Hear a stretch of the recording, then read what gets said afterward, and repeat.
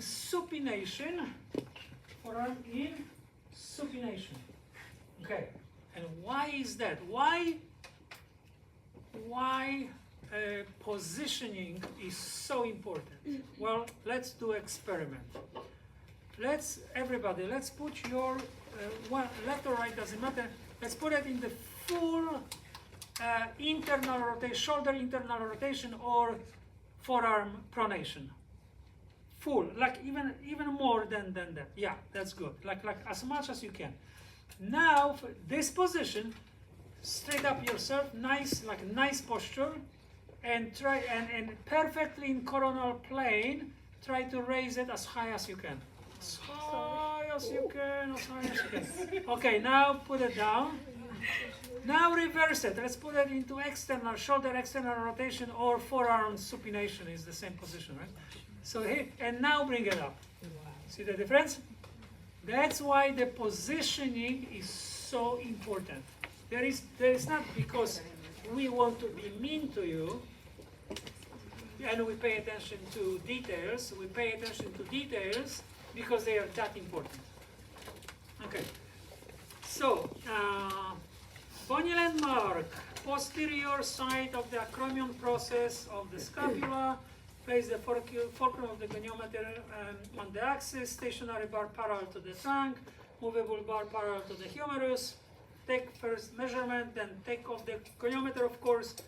Then you're gonna stabilize and reapply the goniometer, do the final measurement, and you're done. Right? So let's do that. So posterior side of the acromion process. So we already know where the acromion process is or how to find it. We already did this, right? Remember clavicle and the superior border of the scapula. Where they meet over here, that's the acromion process. But this is the lateral aspect of the acromion process, which we're really not interested when we are talking about abduction.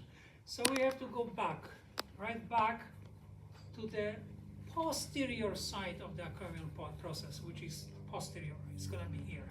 So I found it. I'm going to apply the goniometer. Now, this is one of those exceptions that the fulcrum of the goniometer is not going to go directly on the axis of rotation. Why? Because I'm going to end up with goniometer looking like this. What am I measuring? That's not the plane. That's not the frontal plane. That's a mixture of planes, right? So I cannot do that. So in other words, I'm gonna stand normally. I would stand right behind her. Remember, nose and toes in the same direction, and I'm facing what I'm measuring, right? So I would be here, but you cannot see anything. So for your sake, I'm gonna stand over here, okay? But the goniometer, it's gonna be. Now I have to just adjust the goniometer.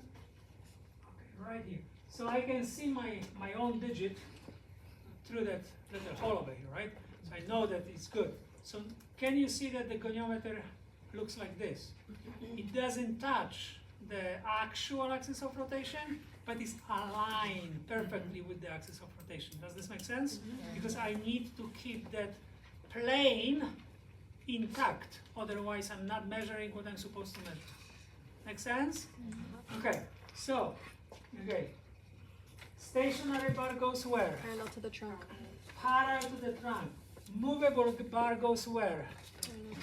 Parallel to the humerus. But, again, a small exception to the rule. Why? Because if I did that, I would penalize her 22 degrees.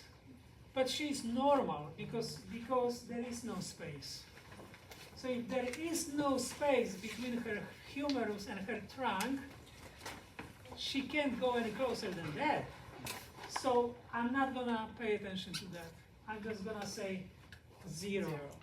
Okay? Because this V, it's absolutely normal. It's like there is nobody without that V, right?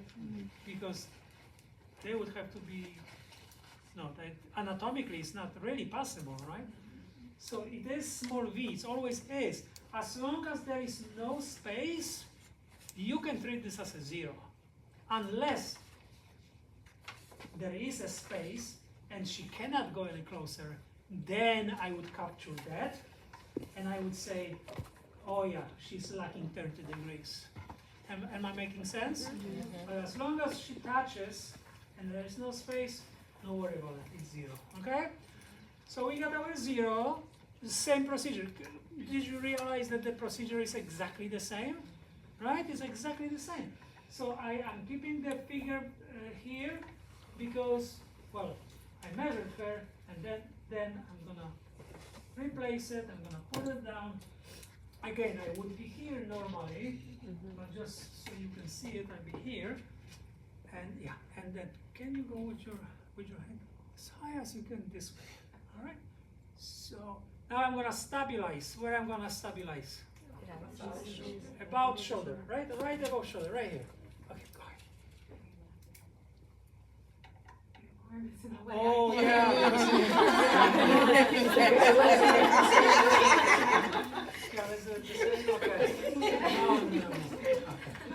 So you know what I did, right? Yes. Okay. So she did it, right, all the way. The normal is what? 170. All right. So just by eyeballing, I know she's normal, right? Just by eyeballing, but let's make sure, because we're not gonna eyeball anything in this class.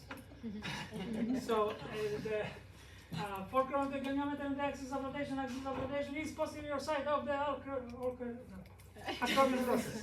Stationary bar is parallel to the trunk. Movable bar goes parallel to the uterus. And we got perfecto. Good, thank you. You can relax. And we know that from 0 to 170 is normal, so we're gonna look for that right number, yes? So 978. Yeah, something like that. Okay, you know where you are. So. Yep. 6, yep. All right. It is close to 170, yeah, 76 even, yeah, very good. What about you guys? Can you see the number? Yeah, the right number? Looking at the right number? Yeah? Alright, looking at the right number? You know that the normal is from 0 to 170, yes? So look at the right number. So how much is it? Okay, good. You see that? Yeah? You sure? You sure?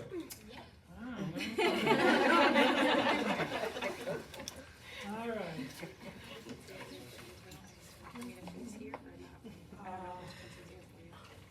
For me, personally, it doesn't matter. No, you can say yeah, that's fine. Okay, here. Internal rotation, external rotation. Okay. Grab my seat. Yeah, maybe. So which one? Oh, you sure? No, okay. We can change if we need. Okay, so shoulder internal and external rotation. Could be done both ways, right? This one is, you could do it without gravity, or parallel to the floor, or perpendicular to the floor, meaning against gravity, right? This one I don't recommend. Personally, I don't do this. With my patients, I don't. It's very uncomfortable, and it's actually pretty painful. Like this, it's uncomfortable even for me, let alone for my geriatric patients. My patients are adults to geriatric with predominantly probably geriatrics mix, but I work in the acute hospital, but the rehab is like a post-acute setting. Post-acute rehab in acute hospital. I do this on weekends, just so you know. So. Did you do weekend job? No, this year I have to be here, right? So I'm here, but next week I'm gonna be in the hospital. So I don't do this with my patients, right? I prefer this one, which is much easier, which is the non-gravity or gravity lessen, right? Less gravity, and it's much easier on my patients. Right? This doesn't cause usually discomfort. This one does, right? And again, with my population, I hardly ever use goniometer because for my population, it's mostly about function. So it's functional. Can you do that, right? Rather than I have to use goniometer because my population, I don't see really like post vehicular accidents or something like skiing accident or something like that. The biomechanically something happened. My patients are usually post stroke, post cabbage, maybe occasional hip replacement, stuff like that. So it's depending on the population, right? But as an OTR, you have to know that. Like this is one of those tests, right? Which is very important. All right, so internal, external rotation. So internal rotation, let's start with that, all right? Patient sitting or standing, humerus adducted against trunk, elbow at 90, forearm in mid position or neutral, right? Either way. Bony landmark. What is the bony landmark? Olecranon process. Olecranon process is the most bony part of your elbow. Impossible not to find, right? Place the forearm of the goniometer on the axis. Both stationary and movable bar parallel to the forearm. I'm gonna change the terminology here to be consistent. Take the first measurement, take the goniometer off, stabilize, and then reapply goniometer. In other words, what? The procedure is exactly the same. You notice that, right? We're doing exactly the same thing. Okay, so. So let's go through that very quickly again. So position, in this case, sitting, shoulder adducted, elbow flexed to 90 degrees, and forearm in neutral. I'm going to apply the goniometer. Now, how am I going to apply the goniometer? It's an exception to the rule. Remember, I always told you, your eyes are with the goniometer. You cannot look at the goniometer from top or from there, okay? You can do like this, you can look like that. You must have eyes with the goniometer. This is an exception, because I don't expect you to go underneath and look like that, up, right? I don't expect you to do that. So you're gonna rely on tactile rather than visual, okay? So how are we gonna apply the goniometer? See, the goniometer, of course, got the stationary bar, which is the attached, and then the movable bar, which is not attached to the scale. And if you're gonna put the goniometer the other way around, and especially with elders, you're gonna pinch the skin. You're gonna pinch the skin, and you actually can do pretty severe damage, because their skin is supremely fragile, right? You can just, sometimes I'm afraid to breathe because the skin is so delicate, right? So what you want to do, you always want to flip that goniometer. So when the movable bar moves, it doesn't bother the skin, okay? So that's a trick I learned hard way, because you can, sometimes you just like do like this, and it's like, ow, and oh man, blood and everything. It's not pleasant, right? So, yeah, so that's that. And then I don't expect you to go on your knees and look from the, like that, so we're gonna rely on our hands, okay? So, and I put it in the paper, and that was probably my error, that the both bars are gonna be parallel to the humerus. Technically they should be in normal cases, but to be logically precise and to be in accordance to what we said before in different measurements, really should be that stationary bar, it's perpendicular to the trunk, where the movable bar is parallel with the humerus. It doesn't make that much of a difference. It's more linguistic, but this is super precise what I just said. Make sense? All right, so, yeah. It's a perpendicular to the trunk. Stationary bar is perpendicular to the trunk when the movable bar is parallel to the humerus. Sure. But with normal people, with normal, means what? You can get to neutral. They are going to be parallel to each other, right? All right. Technicality, right? Semantics, but nevertheless. So we're gonna look for that what? Axis of rotation, which is? Olecranon process, which we know is the most pointy point in the elbow, so it's easy to find. We're gonna put the fulcrum of the goniometer underneath. Why am I using the small goniometer? Because the big goniometer would push her too much, right? Yes. Yeah. I always do that. I don't even think about it. It's all right. It's been a very long time. I'm used to it. It's been over 10 years, I think. So. No wonder that she goes home. It's like all like in pain and everything. she feels like after a workout in the gym. Right? That's great. All right. So anyway, so I'm gonna put the fulcrum of the goniometer underneath the olecranon process. The stationary bar is gonna be perpendicular to the trunk. The movable bar parallel to the humerus.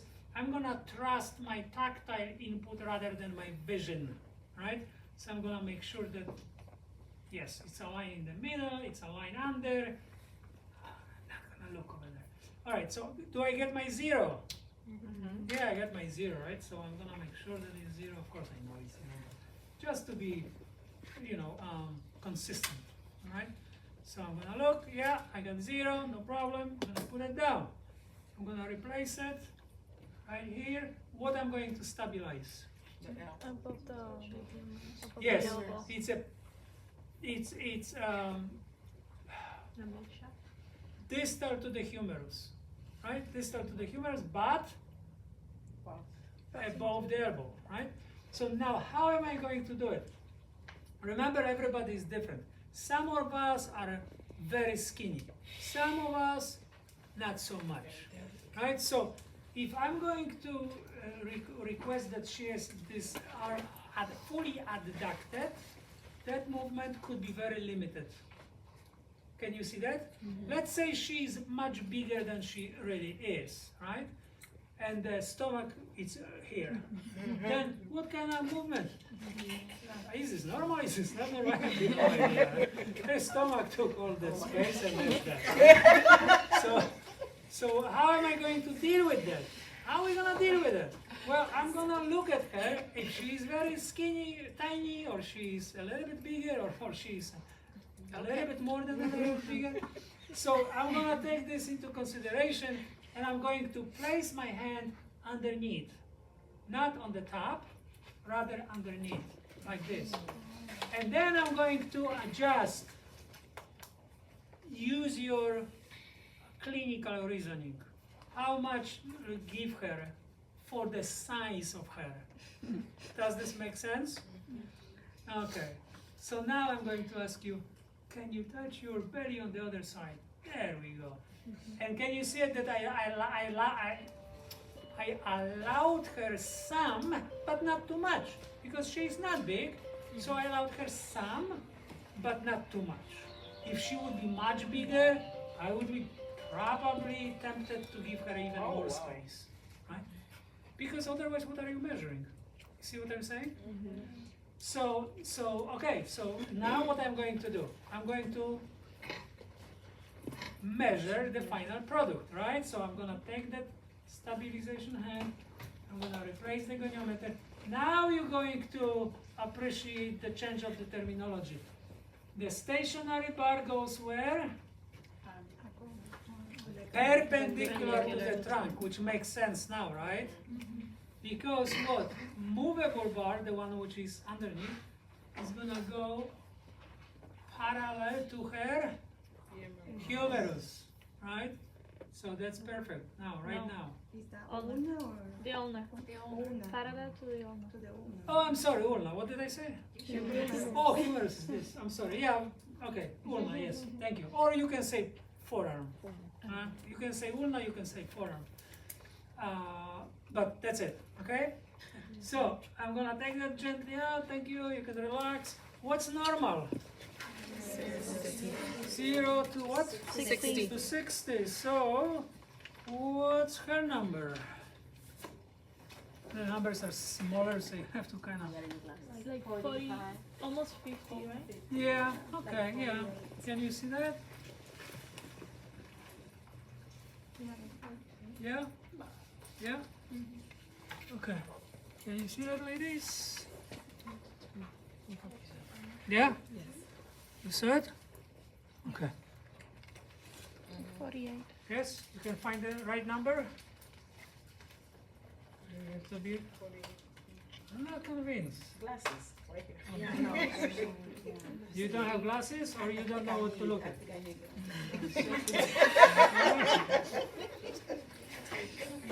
Yeah, those are small.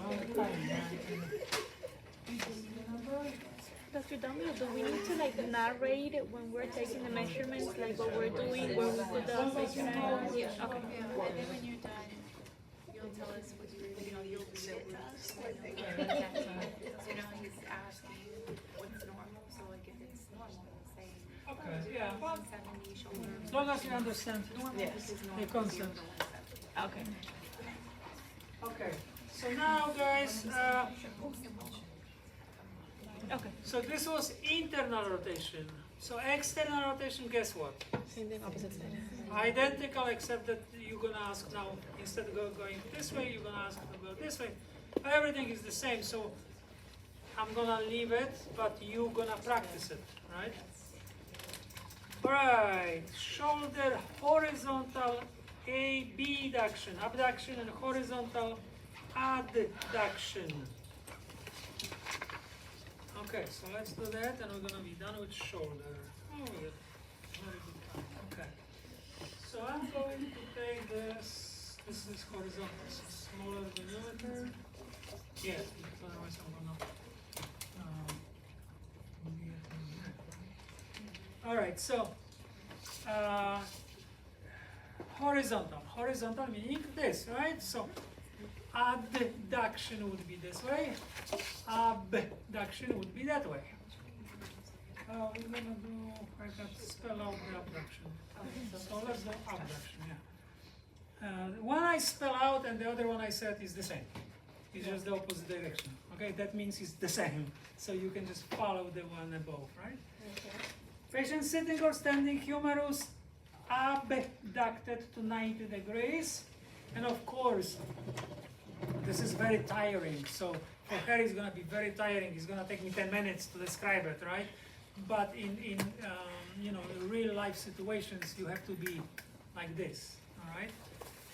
So humerus abducted, elbow extended, palm of the hand facing down, right? So that's your position.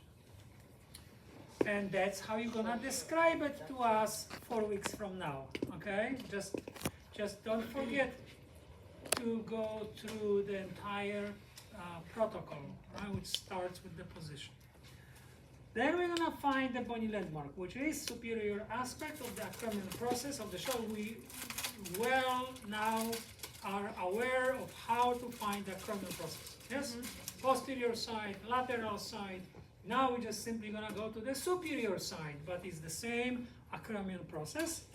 Place the fulcrum of on that. Stationary bar towards the neck, movable bar towards the humerus. Take the first goniometer measurement, and then we're gonna do the rest. Okay, so did you learn already how to follow me with those pages? Do you see it that I cover exactly what's on those pages? Okay.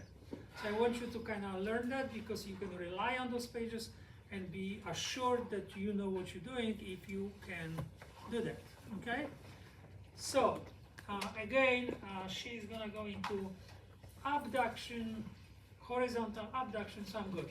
I can be here and I'm not on her way. If she would be doing adduction, then I would have to be here as to allow her movement. Right? That would be the movement. By the way, with the adduction, just remember that the elbow can be flexed.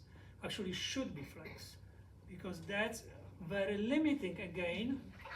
And when you flex, you can do more. Okay, so just remember, you must know the muscles, and if the muscles are crossing more than one joint, those muscles are going to be on the way of your measurement. So you have to put the always your patient in the position when they slack the distal joints and not limit the one you are interested in. So this is another example. I can go that much, that's it. Once I flex, boom, I got 10, 15 degrees more, okay? All right. Okay, so how am I going to find the superior aspect of the acromion process? I can. Right, so we're gonna start here, the same way. I found the acromion process. Now superior aspect, so simply go about an inch on the top. And you're gonna feel the bone, a very prominent, thick bone. So just gonna flip to the top. Now I have it. And disappear again, so make sure that you don't lose it, okay? Stationary bar is the one, of course, which doesn't move, meaning it's gonna go towards the neck. And that's why I chose this goniometer, small one, because the big one, Hits the neck. yeah, I would pierce her skin, right? I don't want to do that. So, movable bar, parallel to the humerus. And by the way, nothing wrong with that. I'm just stabilizing her so she's not that tired. 0, right? So I take the goniometer back, put my finger back because I'm not gonna find it again. And it was 0, right? So my first measurement is 0. I'm gonna put it down. And what am I going to stabilize? Yeah, right above the shoulder. Shoulder, but right above the shoulder, right? Because this is shoulder, we're measuring shoulder. So let's do it again. Yeah, and go back as far as you can. Okay, this is as far as you can. There we go. So I'm gonna take this hand back, I'm gonna put back, and I'm gonna support her here so you can relax. Relax. There. Now I'm going to take the goniometer and do the same thing. Stationary, the fulcrum of the goniometer on the axis of rotation, which is the superior aspect of the process. Stationary bar parallel to neck. Now, if I'm gonna poke her, you can bend her. There we go. And here we go. There we go. And parallel to the humerus. All right. What's normal? 0 to 40. 0 to 40. What's the number?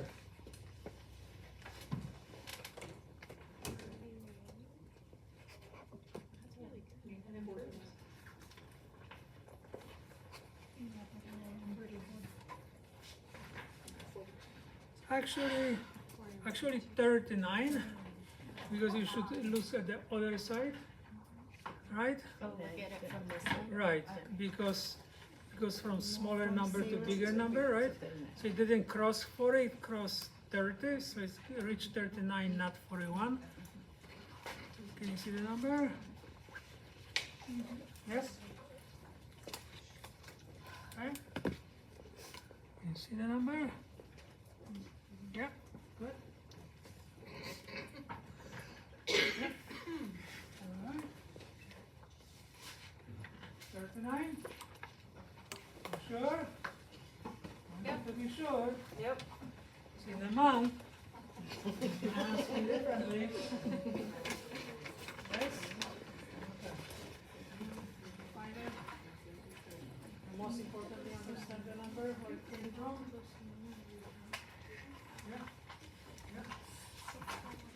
All right, guys. I do have a quick question. Go ahead.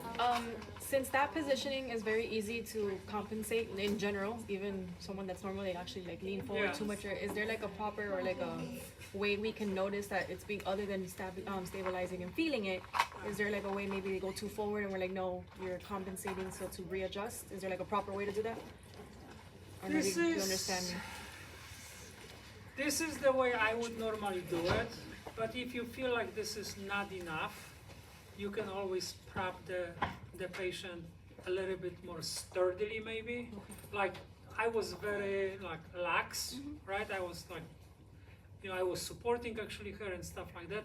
You could be more rigid, Okay. just sit somebody and immobilize them more sternly. And then when you notice any accessory movement, just stop and just ask them not to do that and start over. But just, no, don't do that. I see you doing this, don't do that, right? But other than that, Okay. nothing comes to mind. Okay, perfect. All right, so we're done with shoulder, right? Okay, yeah, because remember the horizontal internal, right? It's gonna be this way. It's gonna be identical, just this way. And make sure that you allow the elbow to be flexed, right? Make sure, yeah. To the abduction, the elbow actually doesn't matter because that is not on your way. The elbow is not on the way. The muscles are not on your way. But to the adduction, they are. And so you have to allow the elbow to be flexed. Okay, am I making sense, guys? All right, so let's do this.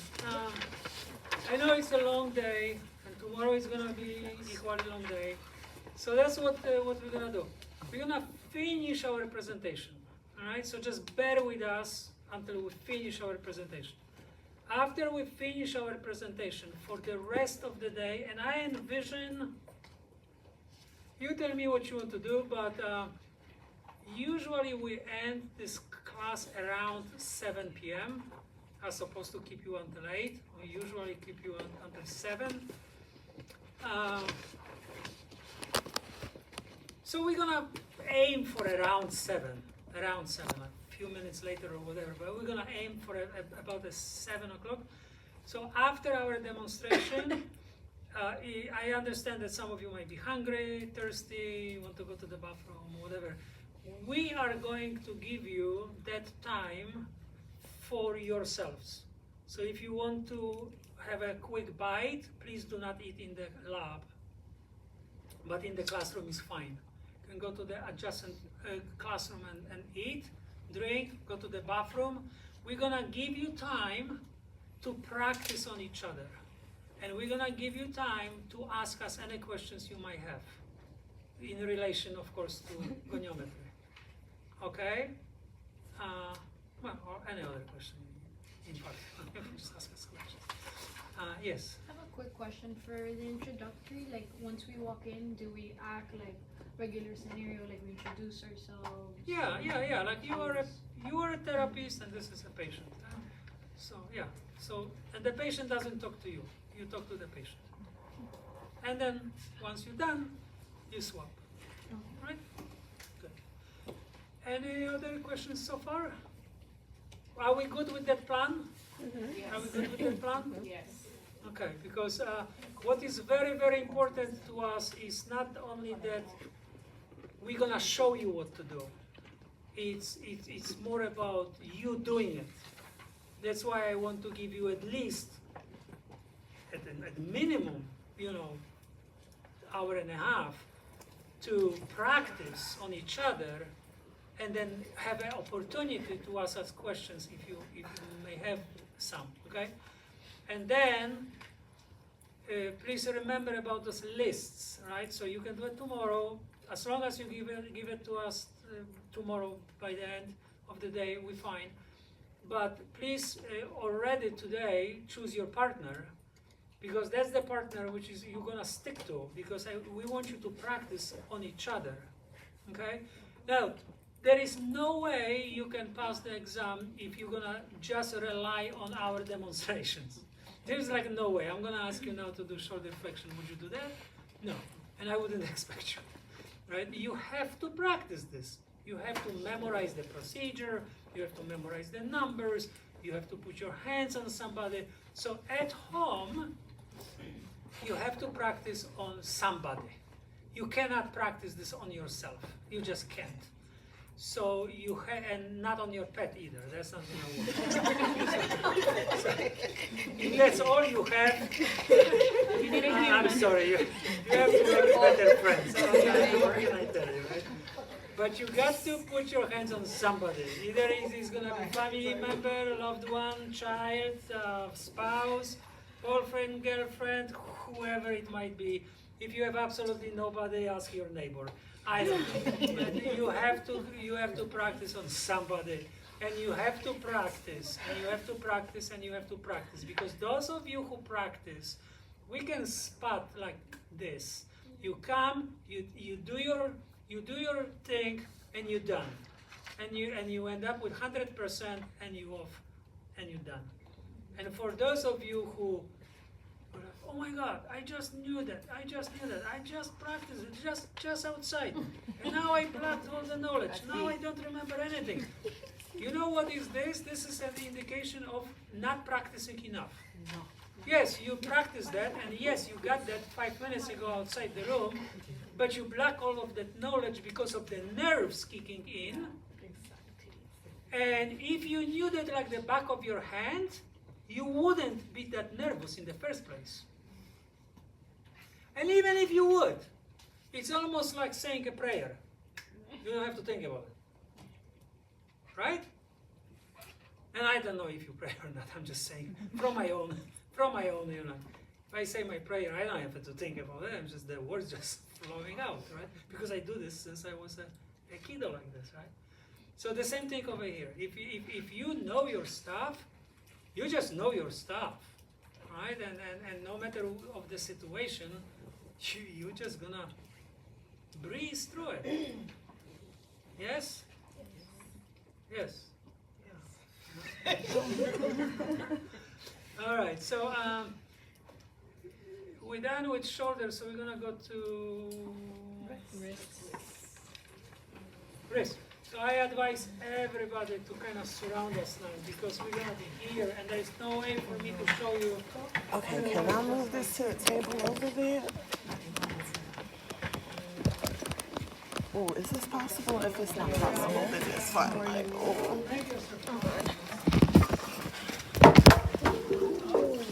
Okay. Good thing I wasn't there.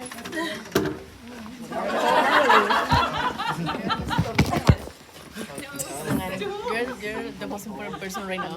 Go ahead. There we go. Yes. All right. So I Guys. never turned it off, so I did it. Hey, those PCAs No me. saw us spinning the coffee on the ground, our heads would be already. So, yeah, they're very particular about that. So, anyway, flexion of the wrist. All right, flexion of the wrist. So, again, patient sitting. Now this time, really sitting. Like before, I told you you can do this position, or that position. With the wrist and digits, it's a little bit more rigid. Okay, because you have to have those appropriate positions. Okay. And that's why with my population, the population I work is all functional. It's all functional. But if you happen to work with somebody who have that type of problem post-accident, for example, or you are working in outpatient hand clinic, that trust me, this is going to be your essential skill. Okay? Anybody here, by the way, works with hands, like in hand clinics? Anybody? I did it for a short period of time. I don't Okay. like it. But none of you guys are actually working in the outpatient hand clinic. Okay. All right. That doesn't matter. I'm just curious. All right. So wrist flexion. Patient sitting, forearm in mid position or neutral. Same thing. Resting on the table, ulnar border, and that's why the table is important because you do want that support. Okay. Humerus adducted. So this is your position. Find bony landmark, which is radial styloid. Okay. What is this? And how are we gonna find it? Anybody? So if you do like this, guys. Do it like this. And see what happens here. Can you see this? Yeah. This is snuff box. Snuff box men usually like snuff up like nicotine or whatever, right? They were putting nicotine over here. I don't know. I never did this. This is like old school, right? Yeah, probably now it's not a nicotine. That was the time of nicotine. But they put it over here, and they so it's called snuff box from snuffing. I mean, up to you. But well, don't kill the messenger. I didn't come up with the name, right? But it's called snuff box. Okay, right here. So when is the snuff box over here? Just go a little bit to the lateral to the side, right? Like lateral side to the side, a little bit superior to the side, superior lateral. So you're gonna encounter bumpy bone over here, bumpy bone, right? So that bump, it's called radial styloid. Why radial? Because it's on the radial side, right? Styloid, well, that's the name, right? So radial styloid is right here. So we found it. Now don't lose it. That's why I keep the finger all the time on my bony landmarks, because once I let it go, I have to, do the process all over again because I lost it, right? So that's why I always keep it in front of my eyes. All right, so what else? Place the fulcrum of the goniometer on the axis, the stationary bar parallel to the radius, and the movable bar parallel to the metacarpal bones of the second is the index, right? But don't say index, say second, okay? Index is street name. For us, it's a second, right? Thumb is first. All right, so let's do that. Fulcrum of the goniometer on the axis of rotation. Axis of rotation is the radial styloid, right? So there we go. Stationary bar goes parallel to the radius, or you can say forearm. Yeah, you can say forearm, it's fine. And then movable bar goes parallel to the you are just killing me. All right, to the what? Second. How do we know that is second and then we on the right spot? Let's look at the MCP, right? Look at the MCP, the second MCP. And if you cover with that black line, the second MCP, you know you're right. There is no way around it, right? So now I want a 0, so I'm gonna ask her to 0. Okay? I got 0. I got 0. Everybody with me? So I got to find my first measurement. So now I'm gonna take the goniometer off her, right? So I'm going to put the finger when the axis of rotation is, because I don't want to lose that radial styloid. I'm gonna put the goniometer down. Now I'm gonna stabilize her. Where and how am I going to stabilize her? Forearm, but how? Underneath, because from the top I would immobilize her, right? So underneath, above the table. So now she can move, right? But I'm not gonna lose that radial styloid because I don't want to do this process all over again. So let's go. We went with what? With flexion. With flexion. Okay. So I'm gonna reverse it because we went with flexion. Okay. So you see what I did? For extension, I would do the other way. For flexion, I'm gonna do this way. So allowed her to move. Okay. So now, would you please move your hand towards yourself like this? Okay, can you do that, please? As far as you can go. Perfect. Stay right here. Stabilization, no more needed. I'm going to replace my goniometer. Fulcrum of the goniometer on the axis of rotation, which is the styloid process of the radius. Stationary bar along the parallel of the forearm. Movable bar parallel to the second. Yes, so find the second MCP, cover it, then you cannot go wrong with it. That's it. That's all you can do? Yeah. Are you sure? Are you sure? Oh, I am sure. There we go. Yeah. Okay, thank you. So, what's normal? 0 to 80, yes? So, what's here? You need glasses too? No, I knew that. Go ahead. Yeah. Oh, you want me to say it? Oh, I yeah. think I know how to Oh, no. No, you don't say it. So, what is it? Wait, 69? No, 75. Yes. 74. Yes. Yes? Yes? I never broke my wrist either. I don't know. No, I've always had them. no, that's fine. That's absolutely fine.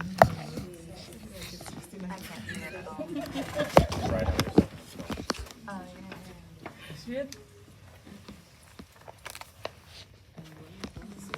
Half of you need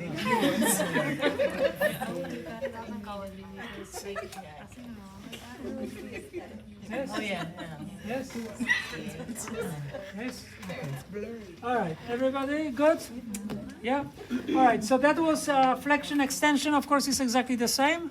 Instead of me being from this side, I would be on this side to allow her movement. She goes into extension. Everything else is absolutely the same. Okay? So we're not gonna waste time on that. All right, ulnar radial deviation. Right? Remember what the wrist can do. Remember from our meeting even, right? Flexion, extension, radial deviation, ulnar deviation. What is this? What am I doing now? I'm still conducting. So what is that? Precisely, combination of all four. But there is no rotation. Because if I rotate, oh yeah. I say bye to my license forever. Yeah, okay. And probably in my house too. So, Everything. yeah. So ulnar Well, I was gonna say it's a good thing you have a beautiful and intelligent wife. You wouldn't lose your house unless she kicks you out. that might be a whole other story. which is not impossible. All right, so ulnar deviation, radial deviation. So let's start with ulnar deviation. Again, patient sitting, forearm in pronation, resting on the table, wrist in neutral, digit relax.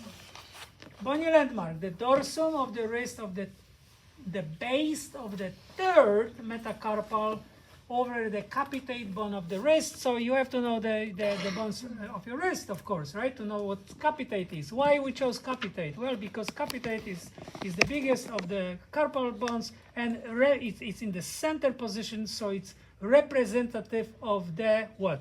Axis of rotation of the wrist. Okay, so capitate bone. But we're not going to go actually in the capitate bone. We're going to be a little bit lower than capitate bone. So we're going to be in the dip. I'm going to find it, all right? So we got third MCP, which is right here, yes? And then we're going to follow the metacarpal, yes? And boom, is the dip right here. When the bone ends and the capitate didn't start yet. Yes, there is a dip. So that's the space between the capitate and the third metacarpal. Yes? All right, we are in. So now the fulcrum of the goniometer goes on the axis of rotation, which is the base of the third metacarpal. Yes? Mm-hmm. Yes. I want to be precise, okay. Now stationary bar goes where? Middle, right? Middle of the forearm. Movable bar goes where?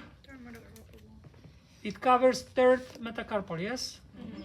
So how can I be sure if somebody has arthritis, right? Or some bony deformities? How can I be sure that I got the straightest line I can get? Well, by covering the MCP, right? Even if the bone is a little bit crooked, I'm still gonna average it by finding the MCP. Does this make sense? Mm-hmm. Mm-hmm. Okay, so I found it. So my findings are, am I at 0? Yes? Okay, everybody can see the 0? Mm-hmm. All right, I got 0. So now I'm gonna replace, I put my finger on that tab. I'm gonna stabilize. How? Underneath distal forearm, yes? Right here. Just remember never to squeeze on the wrist, right? So in this case, we're gonna do, well, because I hard it, yes, thank you. Because I grab her from this side, then I kind of free up the radial deviation rather than ulnar deviation. So therefore, we're gonna do the radial deviation. So would you please move your wrist this direction as far as you can get, and once you get there, just stay there, okay? Go for it. That's it? Okay, thank you. I'm going to nicely put it down, not to move this part. I'm going to replace the goniometer. Fulcrum of the goniometer goes on the base of the third metacarpal. Okay, stationary bar goes parallel to the forearm. Movable bar goes parallel to the third MCP. And I can help her a little bit because she got tired, plus it's in uncomfortable position. There we go, thank you. What's normal? 0 to 20. So 0 to 20 is normal. We know that, right? So we know approximately what number is gonna be correct. 22. 22. Mm-hmm. Good. Yes? Yes? Okay. Yes? Okay.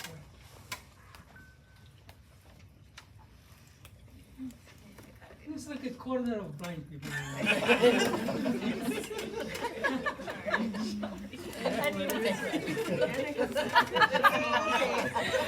Everybody's waiting. All those expressions of the face, like I have no idea what I'm doing. I'm just gonna say yes. I'm not gonna see anything otherwise. Yeah? They're like, yes, okay. Yeah.